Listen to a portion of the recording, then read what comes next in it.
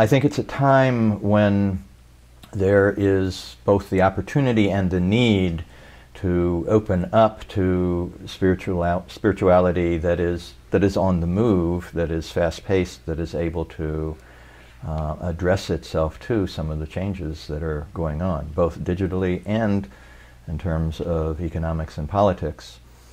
And in particular, there's been a resurgence of, it's not so much a resurgence, an insurgence of the global South in the awareness of the global North. So a country like America is now having to face into the experience and the spiritual traditions and religious convictions of people who, up until the last 50 or 60 years, were pretty much off of the radar.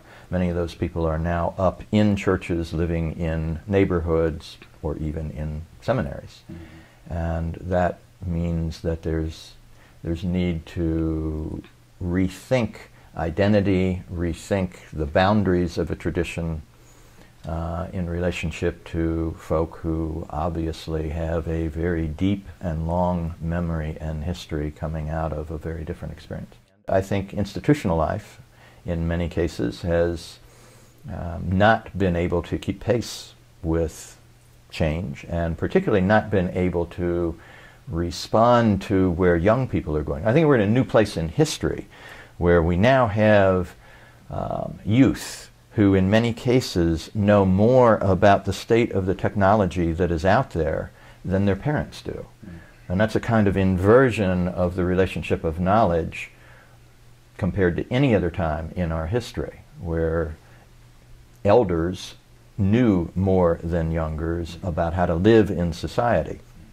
That's no longer the case in many respects. ETS is positioned as it is in inner city Detroit, already having to deal in its own student population as well as its faculty and its setting with a lot of diversity, a great deal of cultural and racial difference that ends up inside these walls, and a lot of religious difference, denominational difference, and now with the Muslim chaplaincy program, also interfaith or interreligious difference, that has been immensely creative and effervescent for people.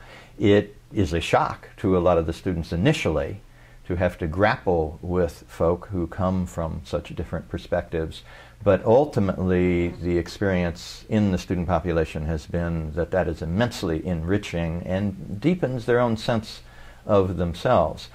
In that respect, I think ETS is already grappling with some of the wave of change.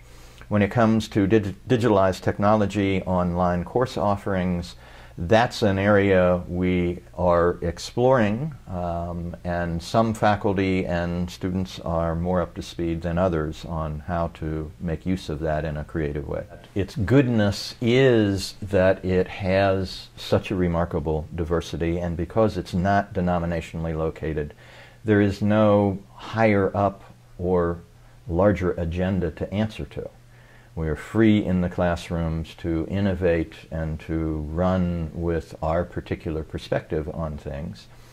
And students, I think, pick up on that and recognize that at best those classrooms become incubators of vision and exploration, where they can also explore and run with their agenda and hear what other people have to say. And I think that is the particular thing that ETS offers.